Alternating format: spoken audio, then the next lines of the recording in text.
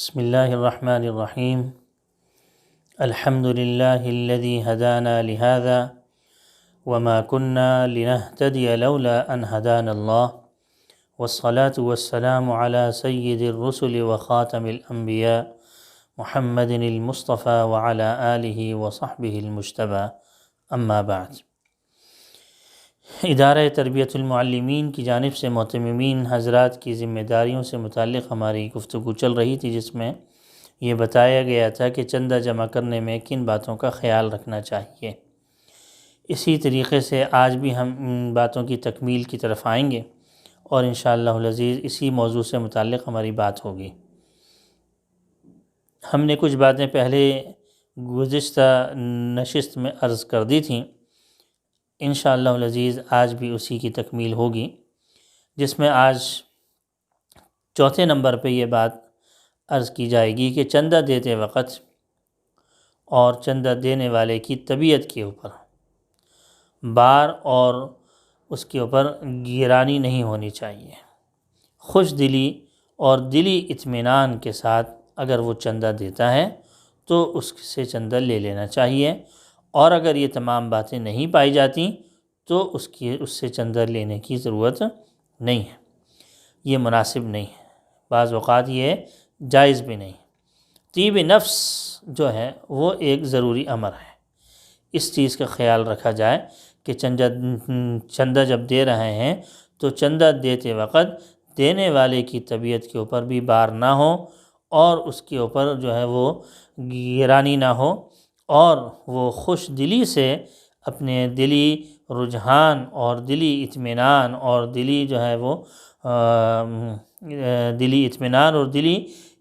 اصرار کے ساتھ وہ کہ اس کا دل اس بات پر مصر ہو کہ ہاں بھئی میں نے چندہ دینا ہے، تو اس طریقے سے چندہ اگر ہو، حالات ہوں تو چندہ لینا چاہیے۔ اور اس کے علاوہ اصرار کرنا، خوشامد کرنا، خوب لپٹ کر چندہ کرنا، یہ ہرگز جائز نہیں۔ ایسے مال سے اگر مدرسہ لے کے چلا جا رہا ہے یہ مناسب نہیں ہے، بعض اوقات جائز بھی نہیں ہے، بعض حالات میں یہ چیزیں جائز بھی نہیں۔ تو ناجائز مال سے اگر مدرسے کو پروان چڑھایا جائے گا اور ایسے مال سے مدرسے کو کی آبیاری کی جائے گی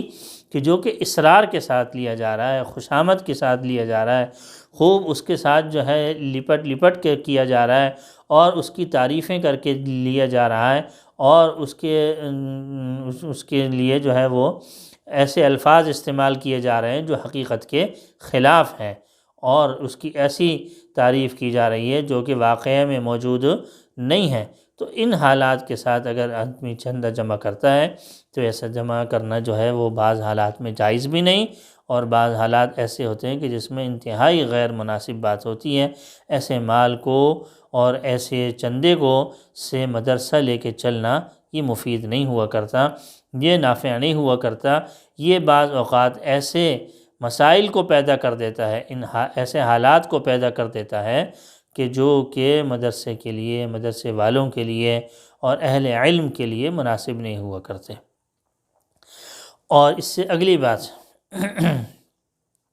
چندہ جمع کرنے میں ہمیشہ اس بات کا خیال رکھنا چاہیے کہ کسی بڑے عالم کی یا کسی بڑے عظیم شخصیت کی سفارش کے ذریعے چندے کو جمع نہیں کرنا چاہیے۔ چندہ دینے والوں پر یہ ایک قسم کا بار ہوا کرتا ہے، دباؤ ہوا کرتا ہے، اور دباؤ سے جو لیا ہوا مال ہوا کرتا ہے اس کو دین کی آبیاری کے لیے، دین کی خدمت کے لیے، علم دین کی خدمت کے لیے، علوم نبوت کی آبیاری کے لیے اس کو استعمال کرنا یہ بعض اوقات جائز بھی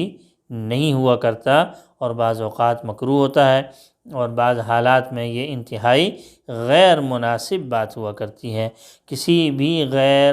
کسی بھی بڑے عالم کی کوئی سفارش ہو، کوئی بات ہو، چاہے تحریری ہو چاہے تقریری ہو، چاہے زبان سے کہے چاہے لکھ کر کہے، تو یہ عظیم شخصیت کی کوئی بھی سفارش کے ذریعے جو بھی چندہ دیا جاتا ہے یہ ایک بار ہوتا ہے، ایک دباؤ کے ذریعے ہوا کرتا ہے۔ اس طریقے سے جو ہے وہ اگر کیا جائے گا تو وہ مال مناسب نہیں ہے کہ دین کی اور علم دین، علوم نبوت کی آبیاری کے لیے اس کو استعمال کیا جائے۔ اس سلسلے میں تصدیق کرنا یہ الگ چیز ہے کہ یعنی کسی ادارے کی تصدیق، کسی شخصیت کی تصدیق کہ ہاں بھئی یہ جو شخصیت ہے جو چندے مانگ رہے ہیں یا جو ادارے کے لیے مانگ رہے ہیں، اس کی اگر کوئی تصدیق کر دے تو تصدیق کرنے میں کوئی حرج نہیں ہے۔ ہاں اگر بہت زیادہ چندہ جمع کیا جا رہا ہے اور اس میں دباؤ دیا جا رہا ہے اور دباؤ سے لیا ہوا مال جو ہوا کرتا ہے وہ مناسب نہیں ہوا کرتا، طیب نفس اس میں نہیں پایا جاتا، تو ایسے مال کا دین کی خدمت کے لیے اس کا استعمال کرنا بھی جائز نہیں ہے۔ اللہ جل شانہ نے جائز اور حلال آمدنی اور جائز طریقے سے دین کی خدمت کا حکم فرمایا ہے۔ ایسے کاموں میں کہ جس میں دین کی اور اہل دین کی اور دوسرے حضرات کی جو کہ اہل علم ہیں ان کے لیے یعنی ان کی وجہ سے دباؤ پیدا ہو جائے اور ان کی بڑی شخصیت کی سفارش کی وجہ سے چندے دینے والے مجبور ہو جائیں، تو ایسے مال سے چندہ ہرگز نہیں لینا چاہیے۔ ایسے مال سے صحیح نہیں ہے کہ دین کی خدمت کی جائے۔ اس سے اگلا مسئلہ ہے کہ کسی بھی فاعل خیر یا کوئی مخیر حضرات ہیں ان کے اثاثوں کو دیکھا جائے، ان کے جو بزنس ہے اس کو دیکھا جائے، جو مال بزنس ہے، مال تجارت ہے، اس کو دیکھا جائے، اور پھر اس کو دیکھ کر اس کے چندے سے ہرگز اس کے چندے سے اور ان کے مال تجارت سے موازنہ نہیں کرنا چاہیے۔ ہم لوگ کیا کرتے ہیں، عام طور سے یہ دیکھا جاتا ہے کہ یہ اتنا بڑا آدمی ہے، اس کی اتنی بڑی فیکٹریاں ہیں، یا اتنی بڑی اس کی دکانیں ہیں، یا اتنے اس کے مال و اسباب ہے، یا مال تجارت بہت زیادہ ہے، یا اس کے اثاثے بہت بڑے بڑے ہیں، تو ان سے موازنہ کر کے بعض اوقات ہم یہ سوچتے ہیں کہ جو اس نے چندہ دیا ہے وہ بہت کم ہے، تو لہٰذا ہرگز اس چیز کا موازنہ نہیں کرنا چاہیے، بلکہ جتنا وہ دے دے اس پر قناعت کرنا چاہیے، اصرار نہیں کرنا چاہیے، اور مصر نہیں ہونا چاہیے کہ آپ نے اتنے ہی پیسے دینے ہیں، اتنے ہی رقم دینی ہے، اس سے کم رقم دینے میں ہمارا گزارا نہیں ہوگا۔ اگر اس طریقے سے لیا جائے تو وہ جائز بعض اوقات جائز نہیں ہوا کرتا۔ دیکھیں چندہ دینے والوں کے جو حالات ہوا کرتے ہیں، ان کے ذاتی حالات ہوا کرتے ہیں، ان کی کمپنی کے، ان کے بزنس کے، ان کے مال تجارت کے جو حالات ہوا کرتے ہیں وہ ہر وقت یکساں نہیں ہوتے ہیں۔ ایک تو بات یہ ہے، اور دوسری بات یہ ہے کہ جو ان کے پاس جو لوگ جن لوگوں کو وہ دیتے ہیں، یعنی ان کے پاس دینے والوں کے لیے ایک جگہ نہیں بلکہ کئی ادارے یا کئی افراد ہوا کرتے ہیں کہ جن کو انہوں نے چندہ دینا ہوتا ہے۔ اب آدمی یہ سمجھے کہ میں ہی زیادہ مستحق ہوں، یہ میرا ادارہ زیادہ مستحق ہے اور میرے مدرسے کو زیادہ چندہ ملنا چاہیے، اور اپنے آپ کو زیادہ مستحق سمجھنا یہ بالکل غلط ہے۔ اس سلسلے میں اپنے آپ کو اگر وہ زیادہ سمجھ رہا ہے اور چندہ دینے والے کی اور ان کے حالات کی اور ان کے بزنس کی، ان کے مال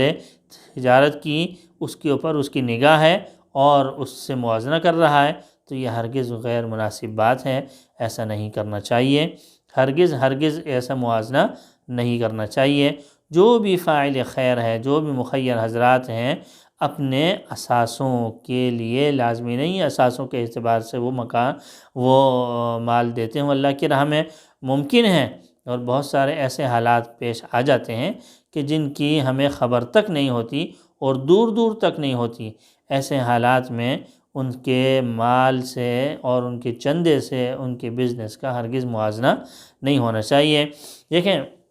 اس سلسلے میں تو آدمی کو جو وہ دے دیں اس پر قناعت کرنی چاہیے۔ ہاں اگر کسی انداز سے اور انتہائی مناسب انداز سے اور بہت ہی زیادہ اپنے معاملات کو ان کے سامنے رکھ کر کوئی بات مزید اگر کہہ دی جائے ہلکی پھلکی تو ٹھیک ہے، ان کی توجہ